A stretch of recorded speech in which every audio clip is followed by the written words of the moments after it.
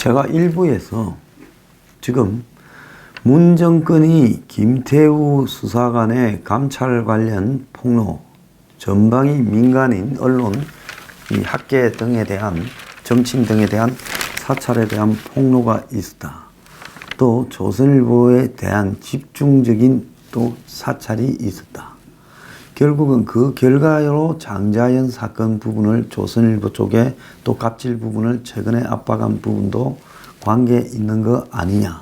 즉 그 문제를 제기를 했습니다. 자, 그런데 이제 거기에 넘어서 이제 이 사건을 물타기 하려고 그러는지, 자, 이 사건에 보면 KT 상무가 김태우와 골프 친 부분을 검찰이 집중적으로 비혐의로 조사를 한다. 그렇게 제가 이야기를 하지 않았습니까? 김태우에게 과기통부에 이 공무원 비위를 제보해주고 골프를 쳤다라는 의혹을 받고 있는 KT 임원이 검찰에 소환되어 조사를 지금 받는답니다. 오늘요. 자, 김 수사관에게 이 KT 상무는 과기통부 공무원인 B씨가 IT 관련 협회의 인사와 재정에 부당하게 관여했다라는 제보를 김태우한테 했다는 거죠. 그래서 이 김태우가 이걸 보고 해서 아마 과기통부의 국장급 이 공무원이 문제가 있다라고 돼서 조치 처리가 된 걸로 알고 있습니다. 그래서 과기통부가 김태우에게 신경을 썼고, 김태우는 이걸 토대로 해가지고 올 4, 5월 달 중에 이 과기통부 장관 유영민을 수차례 독대를 하고 7월 달에 과기통부의 감사관실 5급 채용에 지원했다라는 의혹을 지금 받고 있다. 이렇게 검찰이 혐의 내용을 밝히고 있어요. 자, 대검감찰본부는 이 KT 상무한테 과기통부 공무원 비위를 왜 제보했느냐라고 물으면서 일각에서 제기된 KT 퇴직자들이 IT 관련 협회에 취업시켜야 되는데 과기통부의 공무원이 이런 부분에 개입을 하니까 비위를 제보한 것이냐, 이렇게 묻는다는 겁니다. 또 여러 차례 골프를 쳤다 이런 소문이 있는데, 그래서 이 두 사람이 골프를 친 골프장을 압수수색하고 이 KT 상무 휴대전화를 압수해서 두 사람 관련 비위를 또 조사 중이라는 겁니다. 그럼 이걸로서 지금 엮으려고 하는 부분이 뭐겠습니까? 김태우가 KT 상무의 이 개인적인 이해관계나 인적 커넥션의 편의를 봐주기 위해서 그가 이런 내용을 가지고 과기통부 장관 등에게 이야기하고 위에 보고를 해서, 그래서 과기통부 공무원 한 명이 퇴직자들이 가는 협회를 놓고 KT 퇴직자와 좀 경쟁을 하는 이런 부분에서 KT 측의 입장을 관철시켜 줬다. 일종의 한마디로 공무원과 KT 측의 퇴직자들이 서로 간에 퇴직한 사람들을 보내려고 이건 싸움을 하는데 KT 측의 입장을 첩보로 보고해주고 그 대가로 장흥 접대 골프를 받고 한 게 아니냐. 이제 그걸 엮으려고 하는 거죠. 자, 그런데 공교롭게 KT 관련해서 김성태 딸이 KT에 특혜 채용되었다라고 또 엮었습니다. 자, 이건 두 가지 관점에서 볼 수 있겠지요. 지금 김태우 문제를 가지고 이제 한국당의 전 원내대표를 딸을 특혜 의혹으로 엮어서 이제 수사에 들어가겠다라는 이야기를 해서 지금 한국당의 현 원내대표 나경원이나 한국당 의원들이 너네들도 틀어보면 다 나오는데 청와대 의혹을 그만 말해라고 겁을 주려고 지금 그렇게 한 게 아니냐. 이렇게 하나 봐야 되고요. 두 번째는 김태우 사건에 유독 KT 관련 이야기들이 많이 나오는데 그 KT에서 김성태 딸까지 나왔습니다. 근데 김성태도 또 KT하고 관련이 있어요. KT는 과거에 뭡니까? 한국통신이죠. 자, 한국통신은 또 과거에 뭐였습니까? 전신 전화국이었죠.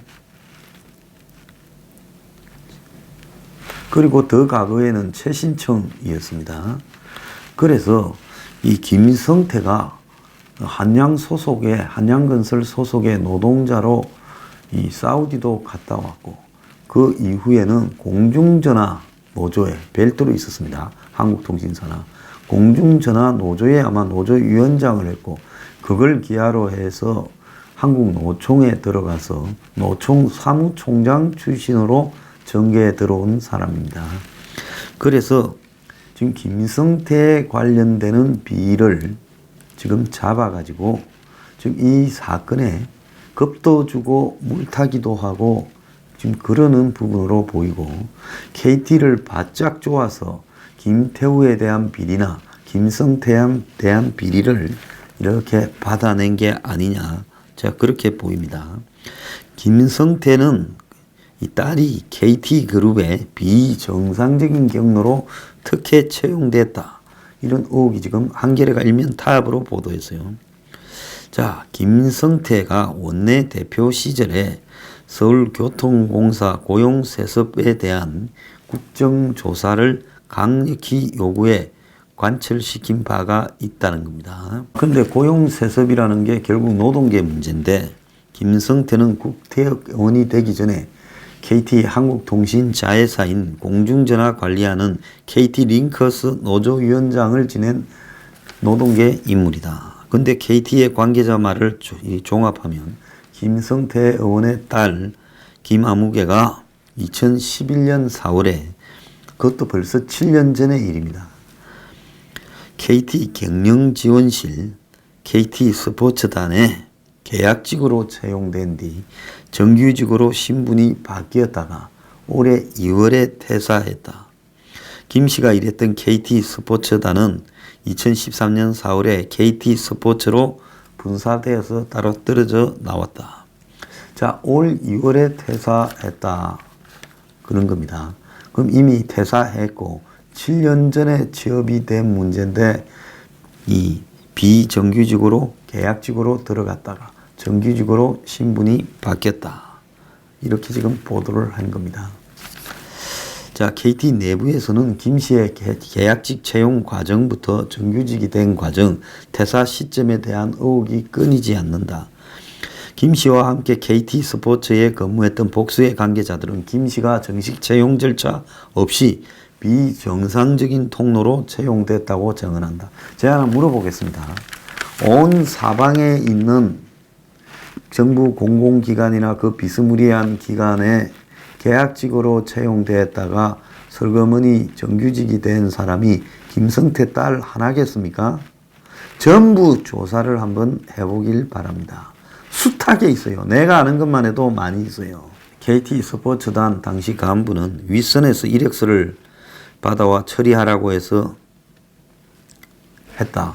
처음엔 김성태 딸인 줄도 몰랐고, 원래 계약직 채용 계획이 없었는데 윗선에서 무조건 입사시키란 지시를 받아 부랴부랴 계약직 채용 기한을 올려 입사시켰다, 이렇게 말을 했고, 이 이력서를 전달한 사람은 당시 KT 스포츠 단장인이었는데 그도 인정을 했다는 겁니다.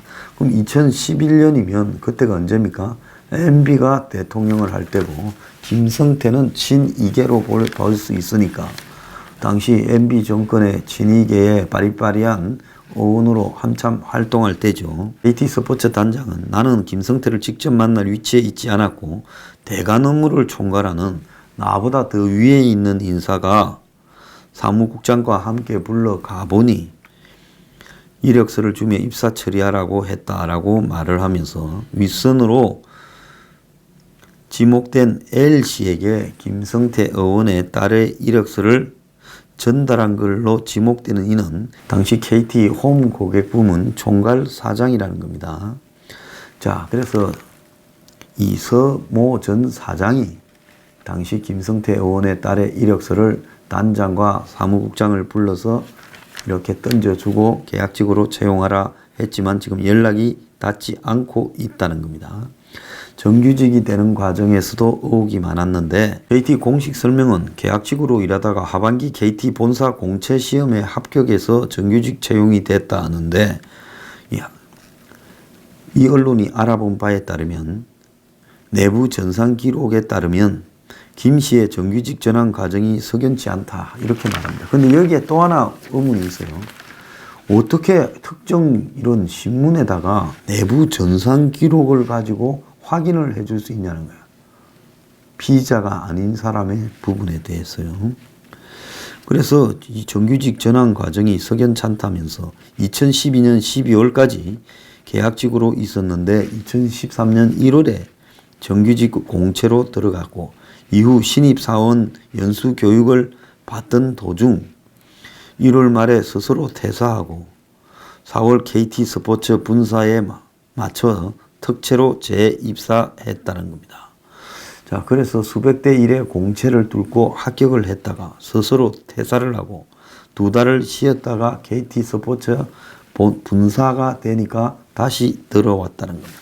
이 과정에 대한 잡다한 소리가 있는데 요약하면 김성태 딸이 계약직으로 들어왔다가 공채 시험을 봤다가 그 다음에 또 퇴사했다가 또 다시 이 분사가 원래 있던 데가 분사가 되니까 이제 거기에 다시 들어왔다 이런 내용이에요. 그래서 위에서 처음에 계약직으로 들어갈 때 무조건 입사시키라 했다는 겁니다. 자, 그러면서 뭐 이런 이야기까지도 이 제보를 했던 뭐 사람을 이름을 들었어요. 특별히 퇴사를 한 것도 아니고 신분을 미리 정규직으로 전환시켜 놨다가 시험을 본 것처럼 시험에서 합격한 것처럼 해서 사후에 전산 기록을 수정한 게 아니겠냐 이렇게 말하는데 KT는 지금 이 전산 기록이 3년이 지나서 폐기를 했다고 이야기를 하고 있습니다. 자, 뭐가 진실인지 모르지만 당사자는 특별히 퇴사한 게 아니라 계약이 끝날 시점에 이 공채 시험을 봐서 재입사를 했다 이렇게 주장하고 있습니다. 자, 김성태 KT 문제는 이 사건의 김태우와 관련해서 KT의 지금 문제를 가지고 김태우를 엮으려고 합니다. 그런 부분에서 이 KT와 관련된 김성태 딸 문제를 부각시켜 가지고 지금 협박과 한마디로 물타기를 시도했다고 봅니다. KT라는 것은 아주 정치적인 회사라 가지고요. 권력이 바뀜에 따라 참 이 완전 해바라기 같은 조직이죠. 자, 그래서 김태우에 대해서도 이 한겨레라는 언론은 똑같이 이야기합니다. KT에서 입수한 첩보를 활용해서 사익을 노린 정황이다. 이게 뭔가 하면 아까 앞에 이야기한 KT에서 과학기술정통부의 이 고위 공무원의 비사실을 이렇게 엮어서 KT에다가는 골프를 접대받고 마치 이런 모양이 있고 또 그걸 갖다가 과학기술정통부 장관한테는 약점처럼 과학기술정통부의 고위 공무원이 비리를 저질렀다는 것처럼 만들어서 지가 5급을 할래 했다.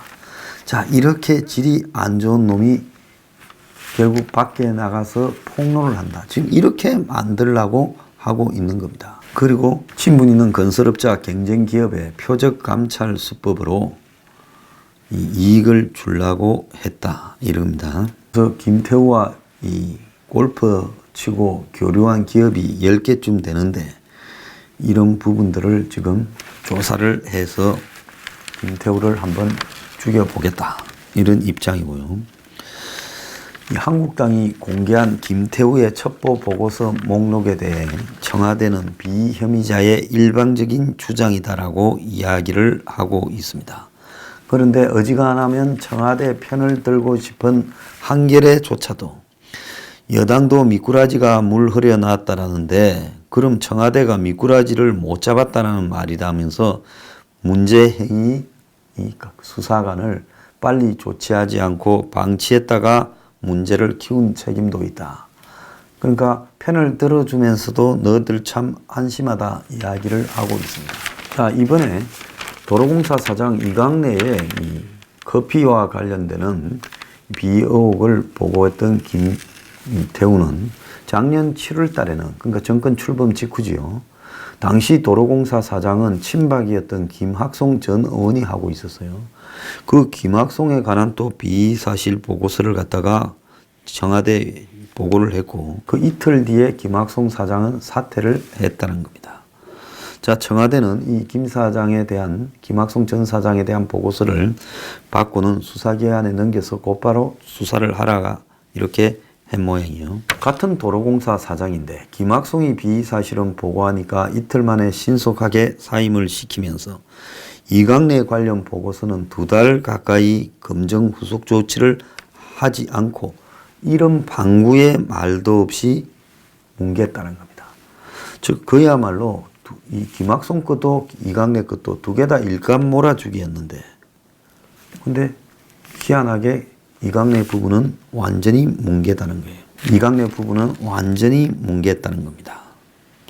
자, 그래서 이 김 수사관이 김학송 전 도로공사 사장 비사실을 보고하던 그런 시기에는 이 박기동 가스안전공사 사장, 하성용 카이 사장 이상 구속됐지요. 이 공기업 수장들이 줄줄이 조사를 받고 물러나던 시기였습니다.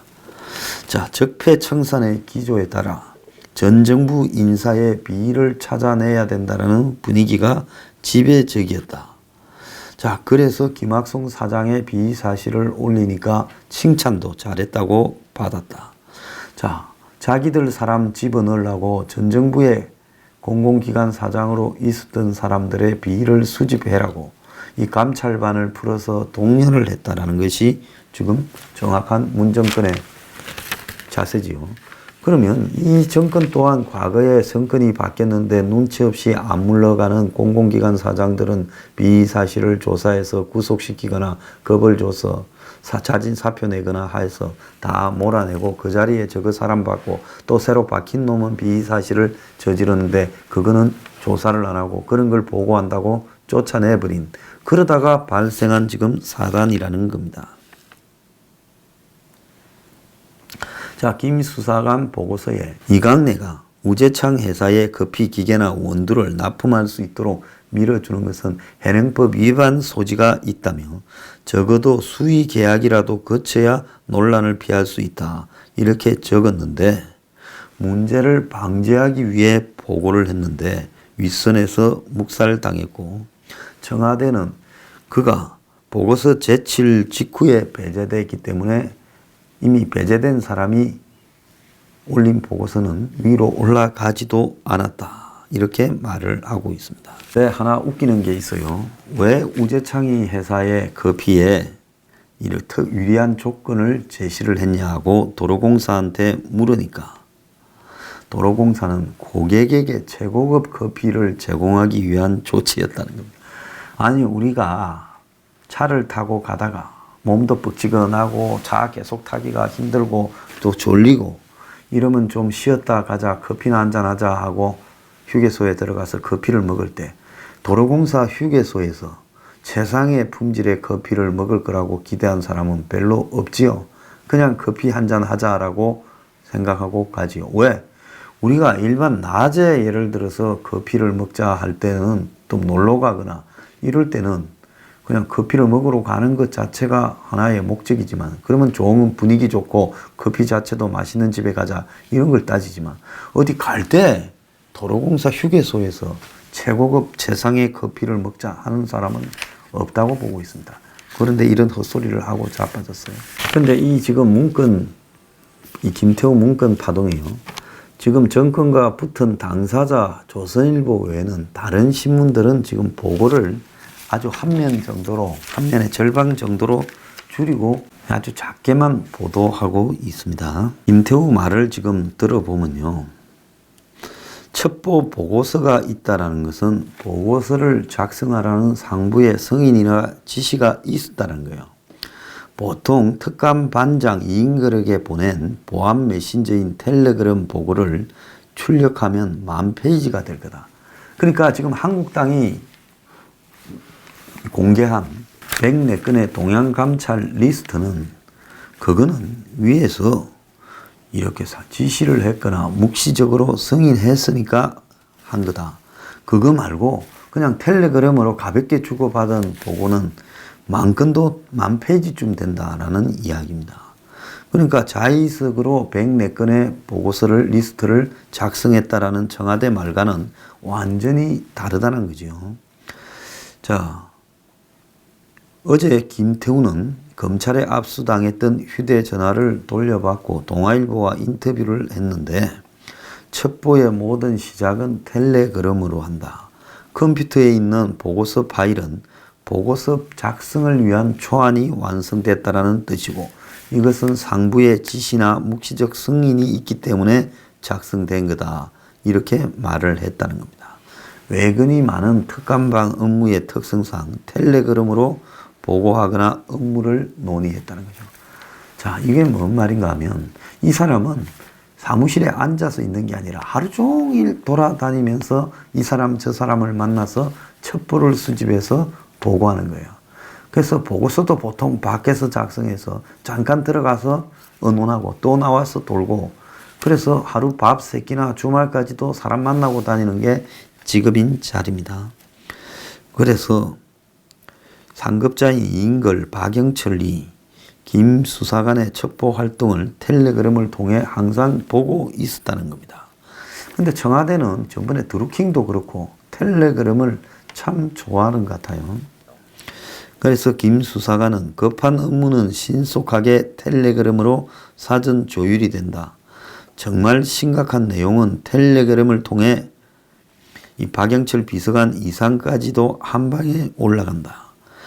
편집을 거쳐서 비서관 민정수석에게 좋은 내용은 더 위로도 간다. 이렇게 말을 했습니다. 자, 특감반장하고 이 수사관하고 1대1 대화방에서 보고된 내용이 특감반장을 통해 위로도 올라간다는 거예요.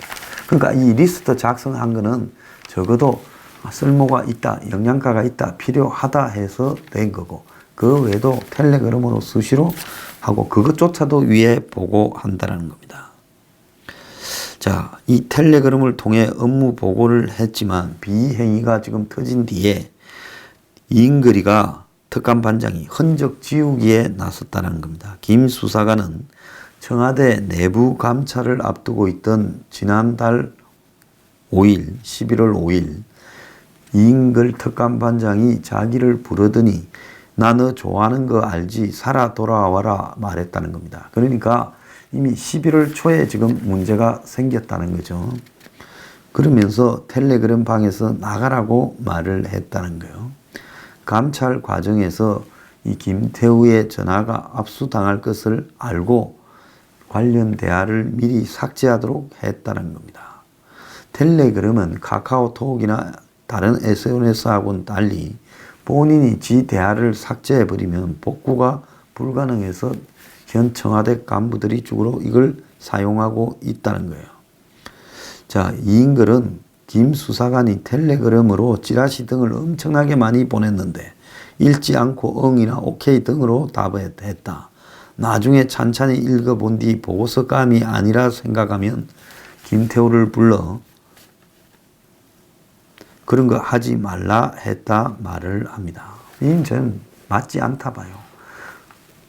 뭘 하나 제대로 된 보고서를 만들려면 거기에는 시중에 돌아다니는 온갖 소문, 찌라시 등이 다 가는 거지. 그걸 갖다가 보고 이 보고서감이 아니니까 이런 거 보내지 마라. 이렇게 말을 하는 정보수집팀장을 저는 본 적이 없습니다. 그리고 자기는 특감반원을 직접 대면해서 정보 보고서 작성을 지시했다. 웃기는 소리 하고 있는. 항상 이런 거 하다가 그거 빨리 작성해서 올려. 이런 식으로 문자로 주고받지. 불러다가 대면해서 그렇게 하다가 언제 정보 수집하러 다닙니까? 그러면서 김태우는 특감반은 스스로 아이오라고 부른다며 특감반장하고는 이틀에 한 번꼴로 회의를 했다는 겁니다.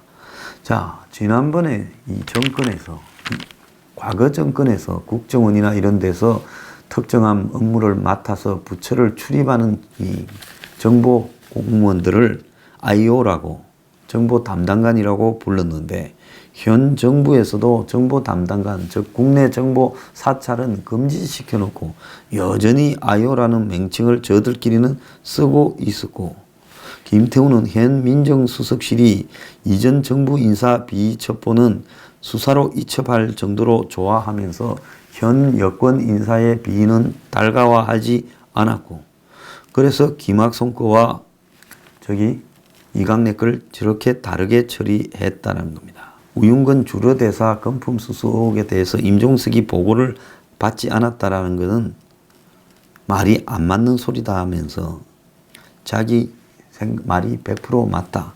청와대가 지금 우왕좌왕하고 있다. 이렇게 말을 했습니다. 그래서 건설업자하고 자기 관계를 자꾸 엮으려고 하는 것은 사실관계가 다르고 정보 수집을 위해 만났다. 이렇게 말을 했습니다. 이 정권이 전방위로 정보 수집 사찰을 하다가 지금 단단히 걸렸습니다. 자, 앞으로 이것도 또 지금 일부라고 보고요. 또 더 터져 나올 게 많을 거라고 저는 보고 있습니다. 자, 조선일보도 지금 김태우도 마지막 여러 방은 아껴놓고 있다 이렇게 보고 있는데요. 이 사안이 지금 어디까지 갈지 주목됩니다.